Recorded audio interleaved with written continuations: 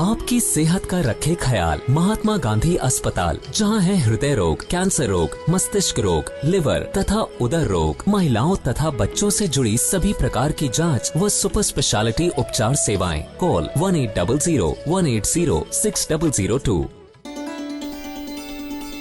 पर मुझे देखना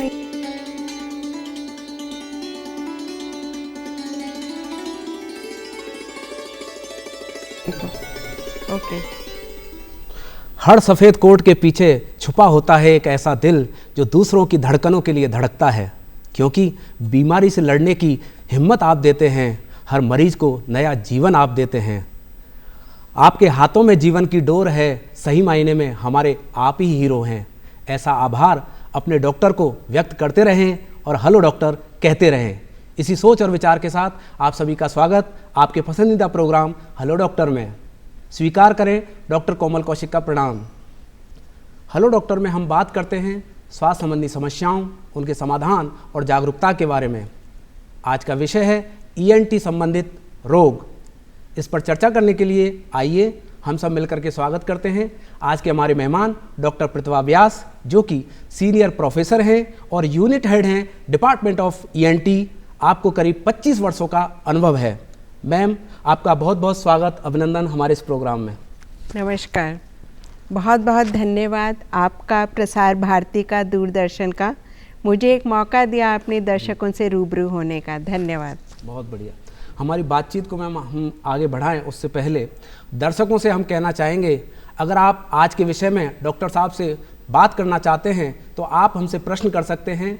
हमारे फ़ोन नंबर हैं 0141-270-4999, 0141-270-4098। मैम, हमारी बातचीत का सिलसिला हम आगे बढ़ाते हैं। इसी से शुरुआत करते हैं। आपकी जो ब्रांच है ENT, कान, नाक, गला, इन तीनों को एक साथ लिया जाता है। क्या ये तीनों इंटरकनेक्टेड हैं और क्या इन तीनों ही एक दूसरे को प्रभावित कर सकते हैं? बिल्कुल, भगवान ने हमें बनाया ही ऐसा है कि नाक, कान, गला तीनों आपस में कनेक्टेड हैं। अगर हमारी नाक में कोई तकलीफ़ होती है, हमारे कान में भी प्रॉब्लम आएगी। एक ट्यूब होती है जिसे हम यूस्टेचियन ट्यूब बोलते हैं, उसके द्वारा नाक और कान आपस में कनेक्टेड रहते हैं जी। सिमिलरली नाक पीछे की तरफ गले में खुलती है, जो पोस्टीरियर कॉर्ना है उसका कनेक्शन हमारा गले के साथ होता है। तो नाक, कान, गला अलग अलग करके हम नहीं देख सकते, तीनों इंटरकनेक्टेड हैं। जी जी। और तीनों का ही अगर एक में समस्या होगी तो दूसरे दो ऑर्गन भी अफेक्ट होंगे। जी जी। आगे हम बात करें, अक्सर देखा है कोई भी व्यक्ति बैठा है और अचानक उसको खुजली हो जाती है और जो भी उसके पास रखी हुई चीज़ होती है, जैसे पेन है, ईयरबड है, और तुरंत कान में डाल लेते हैं, तो ये कितना गलत है? दूसरा, खुजली का कारण क्या है और इसको आपके हिसाब से किस तरह हम दूर कर सकते हैं? पहली बात तो कोई भी चीज़ कान में डालनी नहीं चाहिए। हमारे बुज़ुर्ग बहुत पहले कह के गए हैं कि कान में तिनका कभी नहीं डालना चाहिए। तो वो एकदम सही बात है कि आपके पास कुछ भी हो, कान में तुरंत डाल लेना अच्छी चीज़ नहीं है। नंबर 1 क्या होता है, कान के पर्दे के आगे हमारी एक कैनाल होती है जिसको हम बोलते हैं एक्सटर्नल ऑडिटरी कैनाल। कर्व्ड होती है, ये स्ट्रेट नहीं होती है और हर बंदे की अलग अलग डायमेंशंस में कर्व्ड होती है। अगर आप ज़्यादा अंदर जाएंगे, आप इसको चोट पहुंचाएंगे, आपको ब्लड आ सकता है, इन्फेक्शन हो सकता है, कान के पर्दे पे चोट लग सकती है। तो कभी भी, अक्सर मैंने देखा है छोटे बच्चे भी या लाइक मिडिल एजेड पर्सन्स या स्टूडेंट्स अपने पेन का टिप लेके कान में खुजलाते रहते हैं। सही चीज़ नहीं है। खुजली अगर हो रही है, डेफिनेटली आपका कुछ ना कुछ प्रॉब्लम कान में है, या तो इन्फेक्शन हो सकता है। वैक्स जो जनरली हमारी कान के पर्दे की सुरक्षा के लिए होता है, अगर वो हार्ड है, इम्पैक्टेड है, उसकी वजह से खुजली हो सकती है। तो बजाय इसके कि हम कुछ कान में डालें उसकी बजाय किसी को कंसल्ट करें, डॉक्टर को, कि आपको कंटिन्यूसली खुजली हो रही है, what can be the reasons, and accordingly अपना ट्रीटमेंट लें। वैक्स की आपने बात की, इसको हम आगे लेंगे। इससे पहले एक कॉलर है, कॉल ले लेते हैं। हेलो हेलो, अपना नाम बताएं, किस जगह से बात कर रहे हैं, जगह का नाम बताएं। हाँ, पुखराज, जोधपुर जी। हाँ, पुखराज जी, अपना प्रश्न करें। हाँ, पूछें। जोधपुर से बोल रहा हूँ जी, पुखराज।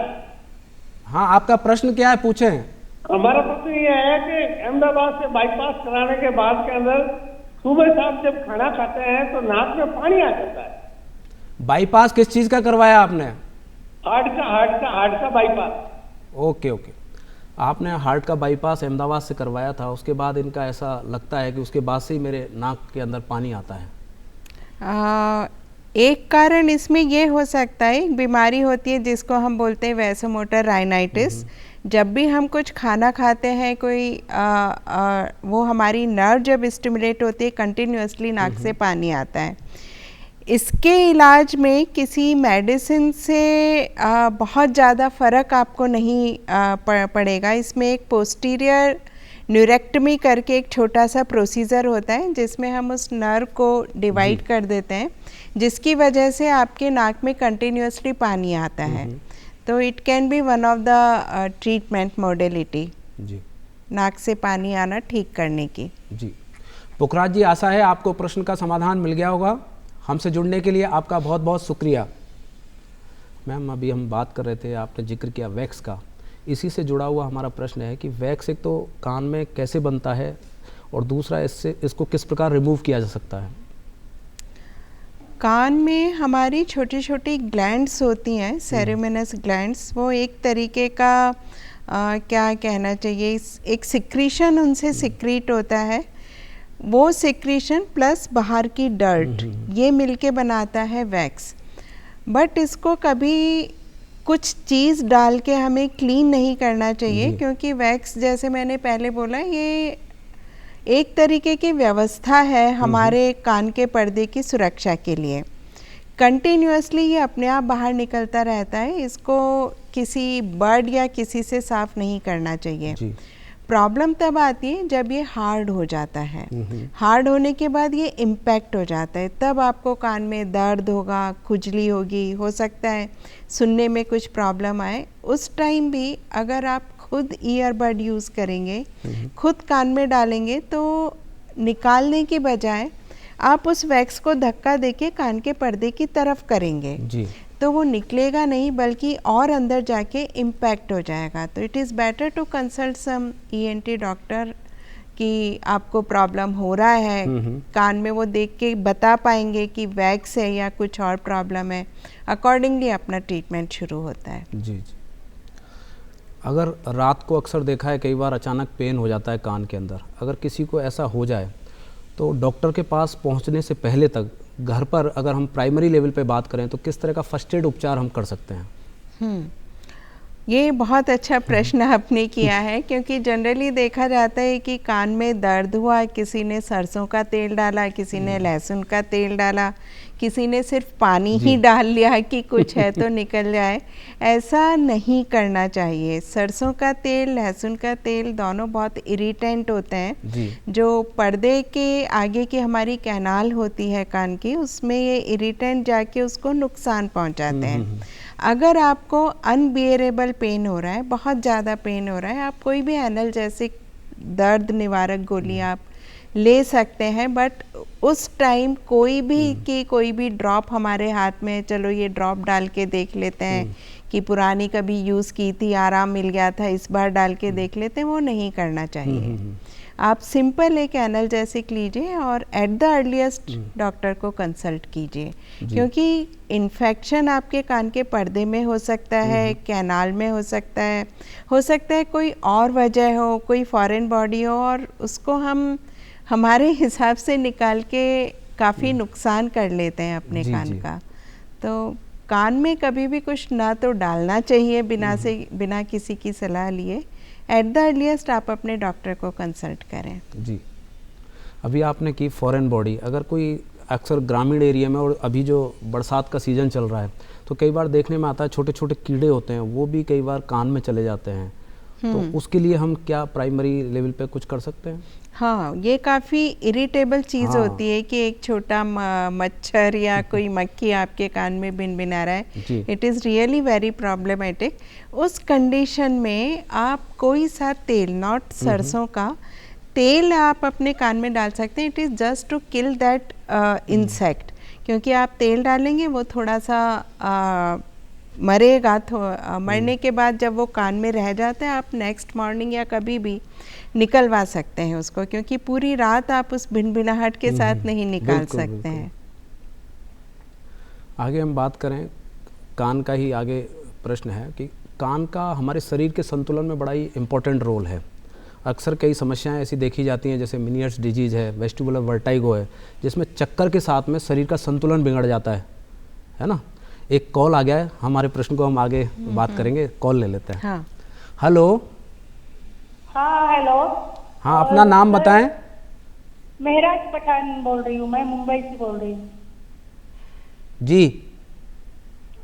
मैं ये सवाल पूछना चाहती हूँ कि मेरे कान के पर्दे का ऑपरेशन हो चुका है और मैं ये जानना चाहती हूँ कि रोज रात सोते वक्त तो मुझे कान बांध के ही सोना चाहिए या ऐसी कोई जरूरत नहीं होती? आपका प्रश्न दोबारा करें, समझ में नहीं आया। मेरे कान के पर्दे का ऑपरेशन हो चुका है सर। हाँ। और मैं ये जानना चाहती हूँ कि रोज रात में सोते वक्त क्या कान बांधना चाहिए या इसकी कोई जरूरत नहीं होती है, मैडम से जानना चाहती हूँ। जी, जहाँ तक मैं समझ पाया उनका कान का ऑपरेशन, पर्दे का ऑपरेशन हुआ है, तो सोते समय बांध के सोना चाहिए इनको या नहीं, ये इनका क्वेश्चन है। मेरे ख्याल से शायद ये पूछना चाह रहे हैं कि कान को ढक के सोना चाहिए या नहीं सोना चाहिए। ऑपरेशन के बाद अगर आपका ऑपरेशन हो चुका है तो एज अ नॉर्मल पर्सन आप जैसे पहले ऑपरेशन के सोते थे, आप आराम से वैसे ही सो सकते हैं जी। कोई एडिशनल प्रिकॉशन उसमें लेने की ज़रूरत नहीं है। आशा है आपको अपने प्रश्न का समाधान मिल गया होगा। हमसे जुड़ने के लिए आपका बहुत बहुत शुक्रिया। मैम, हम बात कर रहे थे शरीर के संतुलन की। कान का बड़ा ही इम्पोर्टेंट रोल है। तो कुछ ऐसी समस्याएं होती है जैसे मेनियर्स डिजीज़ है, वेस्टिबुलर वर्टाइगो है, जिसमें चक्कर के साथ में शरीर का संतुलन बिगड़ जाता है। तो इसका क्या बचाव है और इसका क्या कारण है? कान के असल में अपने 3 पार्ट होते हैं। एक तो बाहरी कान जो हमें ये दिखता है पिना, उसके बाद एक हम बोल सकते हैं मिडिल ईयर, मध्यम कान, जो हमारी कैनाल से लेके कान के पर्दे तक शुरू होता है। उसके बाद होता है हमारा एक भीतरी कान। जो भीतरी कान है वो हमारे बैलेंस के लिए उत्तरदायी रहता है। जितना हमारा बॉडी का बैलेंस है उसकी वजह से होता है। इसकी जो स्ट्रक्चर होती है, इसमें 3 ऐसी सेमी सर्कुलर कैनाल्स होती हैं, जिनके जो लोअर एंड होते हैं थोड़े से फूले हुए रहते हैं, जिनको हम किपुला बोलते हैं। इसमें छोटे छोटे से पार्टिकल्स होते हैं। किसी कारण से ये पार्टिकल हैवी हो जाते हैं, कैल्शियम डिपोजिशन या किसी से। ये जो सेमी सर्कुलर कैनाल होती है, ये हमारे बैलेंस को बना के रखती हैं। अब हमने अगर एक तरफ गर्दन की, सपोज़ एक तरफ अपन ने ऐसे करवट की या कुछ किया, अगर आपके कैल्शियम डिपोजिशन के पार्टिकल्स ज़्यादा है किपुला में, वो सारे एक तरफ आ गए, तो आपका थोड़ा सा बैलेंस गड़बड़ हो गया। छोटे से मैन्यूवर्स होते हैं कुछ, जिनकी वजह से जो हम करके और सही कर सकते हैं।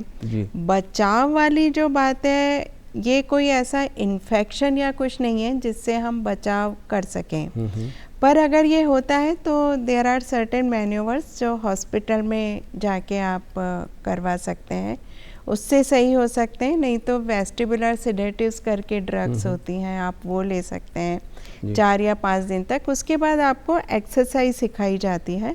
उन एक्सरसाइज से आप इन चक्कर जो आपको आते हैं उसकी अवधि आप धीरे धीरे कम करते हुए उन्हें आप बंद कर सकते हैं। एक कॉल है, कॉल ले लेते हैं। हाँ। Hello hello. हाँ जी।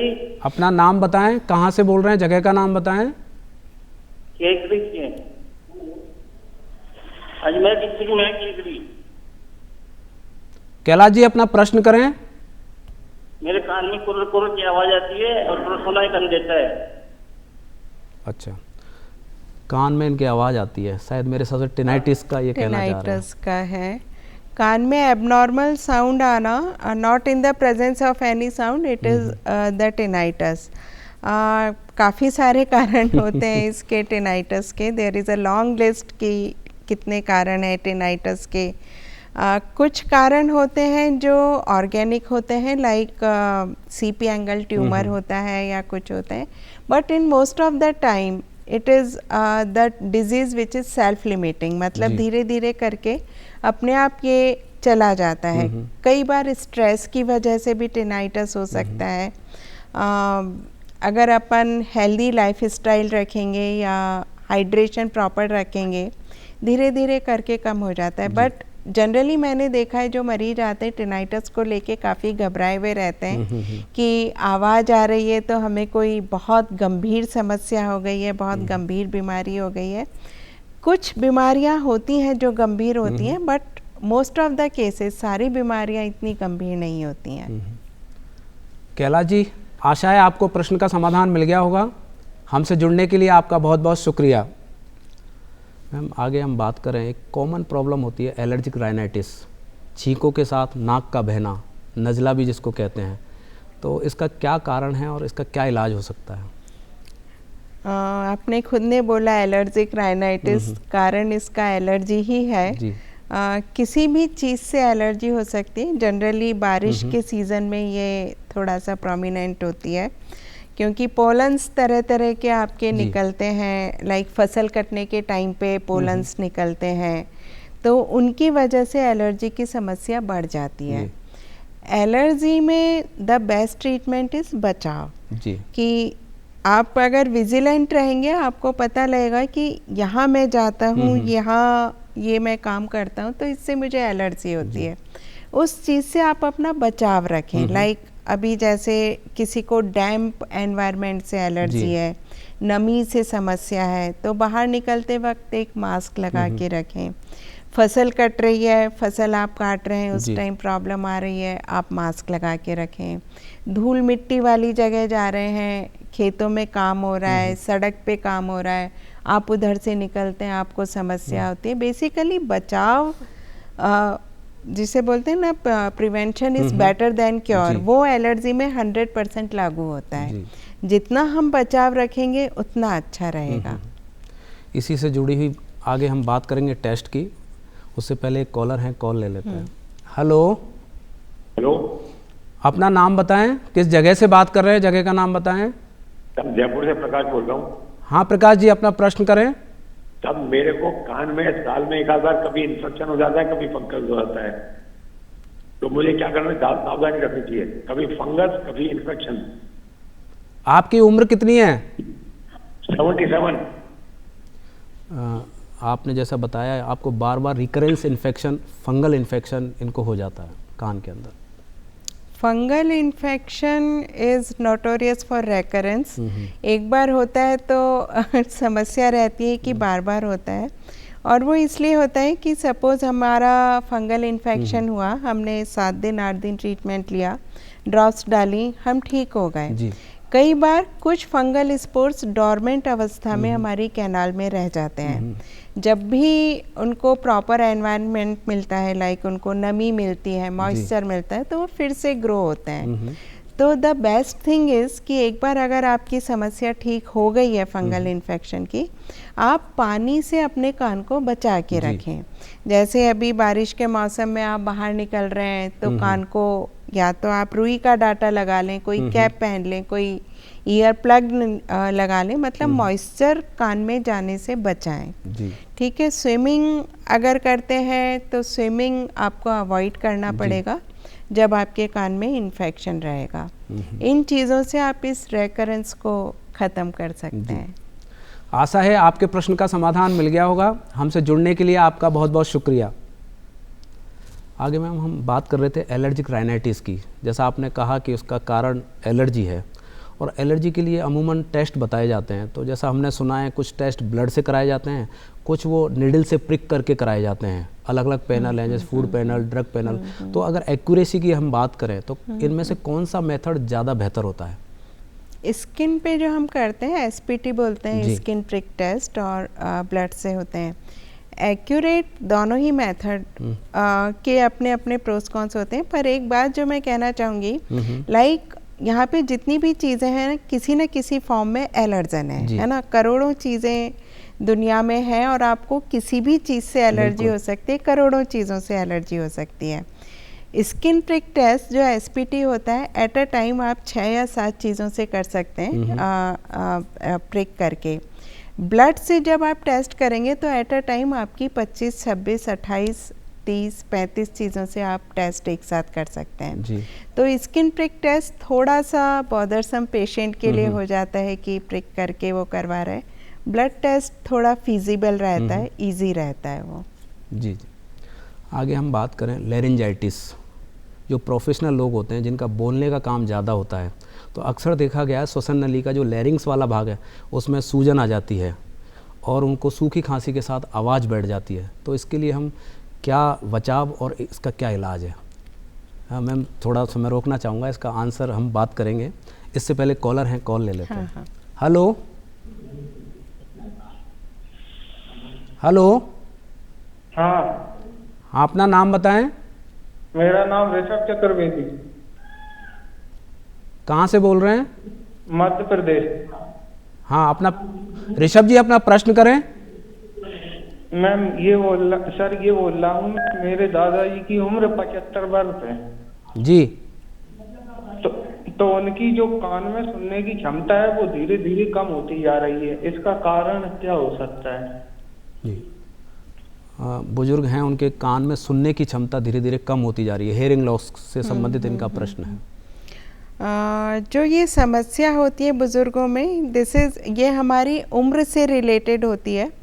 इसको जैसे बोलते हैं ना, उम्र को हम रोक नहीं सकते हैं, तो ये समस्या भी ऐसी है कि रोकी नहीं जा सकती कि हम किसी कारण से उसको रोक लें।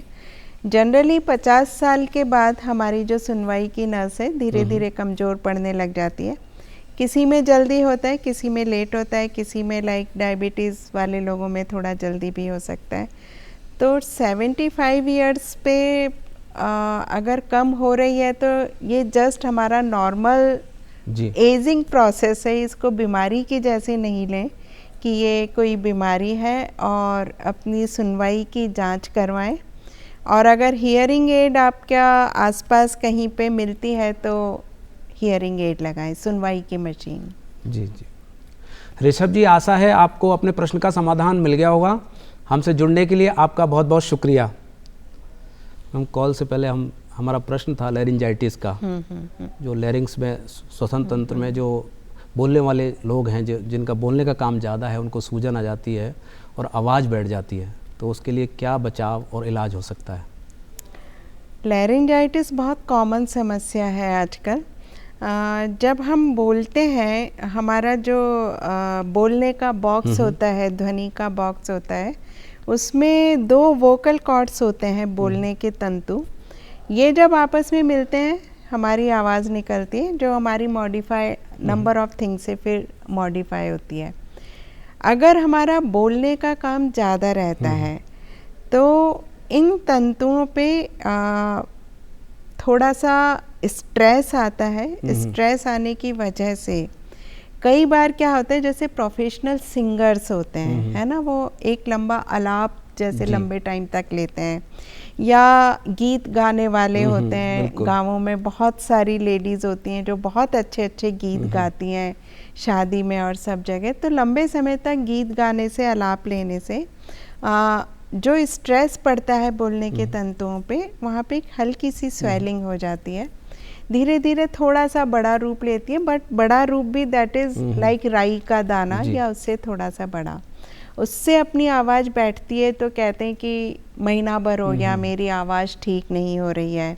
फिर देखते हैं तो पता लगता है कि अच्छा, इनको हम बोलते हैं benign tumour of the vocal cord, BT of the vocal cord, वो हो गया। या सिंपल जो हमारा गला बैठता है, बोलने के तंतुओं पे सूजन आ सकती है, उनकी रेड अपने को दिखते हैं जब अपन देखते हैं। बचने का उपाय इनसे ये है, हाइड्रेशन प्रॉपर रखें अपना। अगर आपको लंबे समय तक बोलना है, स्पीच देनी है, या और किसी चीज़ में आप वॉइस काम में लेनी है, सिप्स ऑफ वाटर फ्रीक्वेंटली लें। अपना वोकल हाइजीन अपना मेंटेन रखें तो लैरिंजाइटिस की समस्या कम होती जाएगी। एक और मैडम कॉमन समस्या होती है रिकरेंस कोल्ड, जिसका मेन रीज़न होता है साइनोसाइटिस या पॉलिप। जिसको आम लोग कहते हैं कि साहब नाक में मांस बढ़ गया, हड्डी बढ़ गई, और जुखाम के साथ साथ नाक बंद हो जाती है और कई बार बुखार भी आ जाता है। तो इसके लिए हम क्या बचाव कर सकते हैं, किस तरह का प्रिकॉशंस रख सकते हैं? अगेन जो पॉलिप और साइनस का प्रॉब्लम होता है, इन्फेक्शन से रिलेटेड ये प्रॉब्लम होता है, बट जो इन्फेक्शन की बिगनिंग होती है, अगर हम उसको एट द लेवल ऑफ बर्डिंग उसे कंट्रोल कर लें, जब हमारा इन्फेक्शन शुरू हो रहा है, क्या होता है कि जुकाम हुआ, हमने कहीं से कोई भी एक दवाई ले ली, दुकान पे ले लिया, हमारे घर में किसी ने कोई गोली दे दी कि मुझे आराम मिला था, तू भी ले ले, हमें आराम मिल गया, वी आर हैप्पी कि चलो सब कुछ सही हो गया। 5 दिन बाद दोबारा कुछ हुआ, 5 दिन बाद हमने दोबारा गोली ले ली, साइकिल चलता जाता है। वो क्या होता है, वो सिम्प्टोमेटिक रिलीफ आपको दे देगी गोली, बट जो रूट कॉज है, जो इन्फेक्शन है, उसको सही नहीं करेगी। वो धीरे धीरे धीरे करके ये साइनस या पॉलिप ऐसी प्रॉब्लम बनती जाती है, जिसको नज़ला पुराने लोग बोलते थे कि नज़ला बिगड़ गया, जुकाम बिगड़ गया, ये प्रॉब्लम होता है। तो जब भी आपको जुकाम हो रहा है, अगर ये जनरली जुकाम इज़ वायरल इन्फेक्शन, कुछ समय लेके अपना ठीक हो जाता है। प्रॉब्लम तब आती है जब हम अंधाधुंध दवाइयाँ लेना शुरू कर देते हैं कि आजकल के ज़माने में 2 एंटीबायोटिक की गोली खा ली, मुझे तो आराम ही नहीं मिल रहा। अरे भाई, वो वायरल इन्फेक्शन था, तो तुमने एंटीबायोटिक ली क्यों? बिल्कुल बिल्कुल। तो ये पूरा साइकिल ऐसा चलता रहता है कि सारी चीज़ें गड़बड़ होती जाती हैं। तो जब भी आपको जुकाम हो, नंबर 1 हाइड्रेशन अपना प्रॉपर रखें, स्ट्रेस से बचें, नींद अच्छी लें और अच्छा पौष्टिक खाना खाएं, आपकी इम्यूनिटी बढ़ेगी, जुकाम आपका वैसे भी कम होगा, धीरे धीरे ख़त्म हो जाएगा। एक और कॉमन समस्या होती है अक्सर बच्चों के अंदर टॉन्सिल और एडिनोइड्स की, और इन्फेक्शन के कारण जब ये बढ़ जाते हैं तो बुखार भी आ जाता है। तो क्या बिना सर्जरी के भी इनको ठीक किया जा सकता है?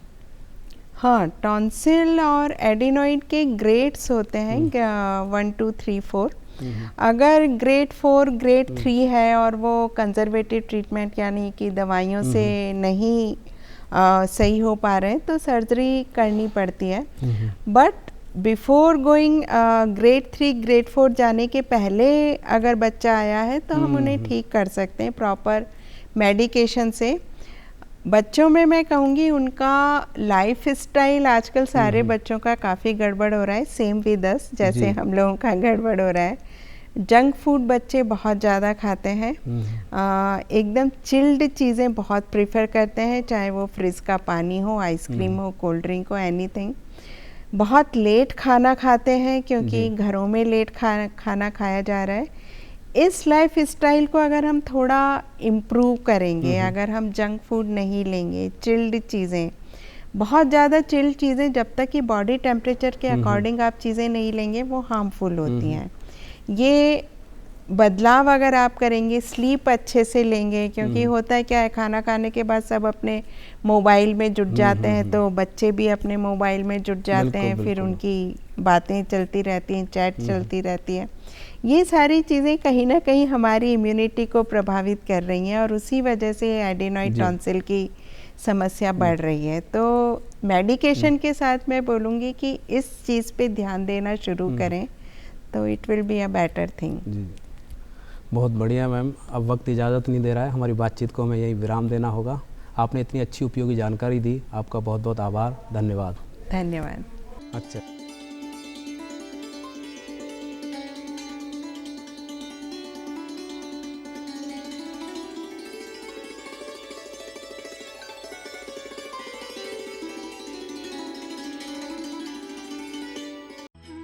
आपकी सेहत का रखे ख्याल महात्मा गांधी अस्पताल, जहां है हृदय रोग, कैंसर रोग, मस्तिष्क रोग, लिवर तथा उदर रोग, महिलाओं तथा बच्चों से जुड़ी सभी प्रकार की जांच व सुपर स्पेशलिटी उपचार सेवाएं। कॉल 1800 180 6002।